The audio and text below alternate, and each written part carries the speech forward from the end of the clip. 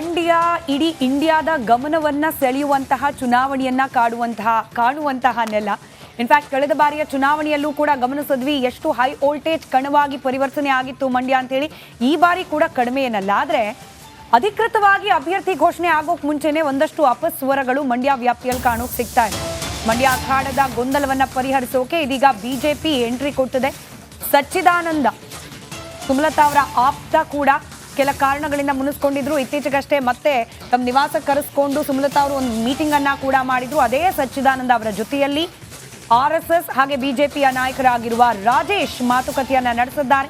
ಈ ಮಾತುಕತೆ ಸಂದರ್ಭದ ಒಂದು ಎಕ್ಸ್ಕ್ಲೂಸಿವ್ ಫೋಟೋ ರಿಪಬ್ಲಿಕ್ ಕನ್ನಡಕ್ಕೆ ಲಭ್ಯವಾಗಿದೆ. ನೋಡಿ, ಇದೇನು ಗಮನಿಸ್ತಿದ್ದೀರಿ ಎಕ್ಸ್ಕ್ಲೂಸಿವ್ ಹಾಕಿಯಲ್ಲಿ RSS ಮುಖಂಡ ರಾಜೇಶ್ ಹಾಗೆ ಇಂಡವಾಳ ಸಚ್ಚಿದಾನಂದ ಅವರು ಭೇಟಿಯಾಗಿದ್ದಾರೆ. ಖಾಸಗಿ ಹೋಟೆಲ್ನಲ್ಲಿ ರಿಪಬ್ಲಿಕ್ ಕನ್ನಡಕ್ಕೆ ಲಭ್ಯವಾಗಿರುವಂತಹ ಎಕ್ಸ್ಕ್ಲೂಸಿವ್ ಫೋಟೋ ಇದು. ಸುಮಲತಾ ಆಪ್ತನ ಜೊತೆ ಸಚ್ಚಿದಾನಂದ ಜೊತೆಯಲ್ಲಿ ರಾಜೇಶ್ ಅವರು ಚರ್ಚೆಯನ್ನು ನಡೆಸಿದ್ದಾರೆ. ಖಾಸಗಿ ಹೋಟೆಲ್ನಲ್ಲಿ ಸಭೆ ಮಾಡಿ ಮಾತನಾಡಿದ್ದಾರೆ.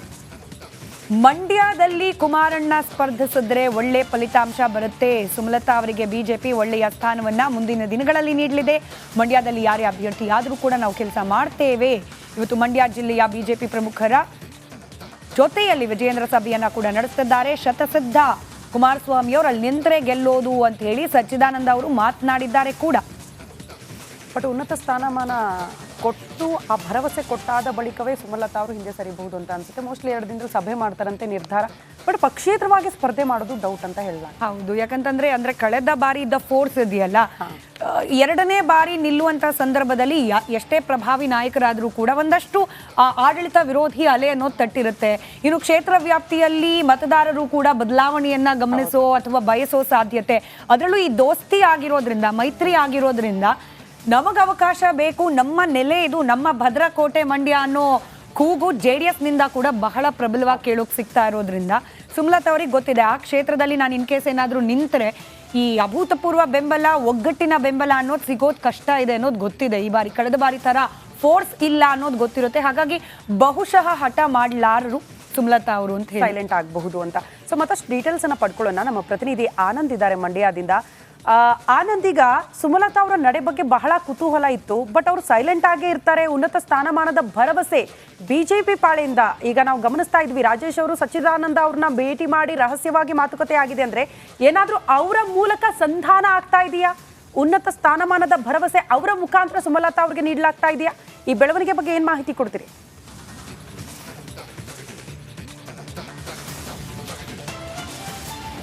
ಸ್ಮಿತಾ, ಈಗಾಗಲೇ ಸುಮಲತಾ ಅವರು ತಮ್ಮ ಮುಂದಿನ ನಡೆ ಏನೋ ಅನ್ನೋದು ಚರ್ಚೆ ಮಾಡೋದಕ್ಕೆ 2-3 ದಿನಗಳಲ್ಲಿ ಸಭೆಯನ್ನು ಆಯೋಜನೆ ಮಾಡೋದಕ್ಕೆ ನಿರ್ಧಾರ ಮಾಡ್ಕೊಂಡಿದ್ದಾರೆ. ಆದರೆ ಈ ಬಾರಿ ಅವರು ಪಕ್ಷೇತರವಾಗಿ ನಿಲ್ಲೋದು ಡೌಟ್. ಯಾಕೆಂದರೆ ನೀವು ಹೇಳ್ದಂಗೆ ಕಳೆದ ಬಾರಿ ಇದ್ದಂಥ ಫೋರ್ಸ್ ಈ ಬಾರಿ ಇಲ್ಲ.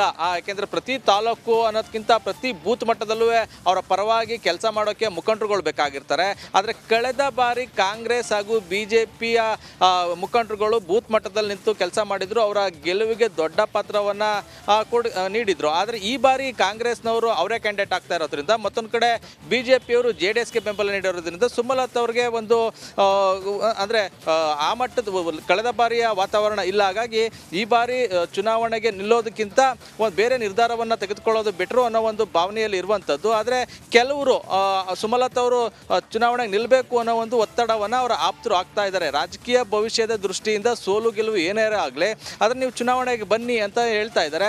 ಆದರೆ ಅಂತಿಮವಾಗಿ 2-3 ದಿನಗಳಲ್ಲಿ ಸಭೆಯನ್ನ ಕರೆದವರು ತೀರ್ಮಾನ ತೆಗೆದುಕೊಳ್ತಾರೆ. ಇತ್ತೀಚೆಗಷ್ಟೇ ಅವರು ಡೆಲ್ಲಿಗೆ ಹೋದಂಥ ಸಂದರ್ಭದಲ್ಲೂ ಕೂಡ ಅವರಿಗೆ ಉನ್ನತ ಸ್ಥಾನಮಾನದ ಭರವಸೆಯನ್ನ ಕೂಡ ಕೊಟ್ಟಿರುವಂಥದ್ದು.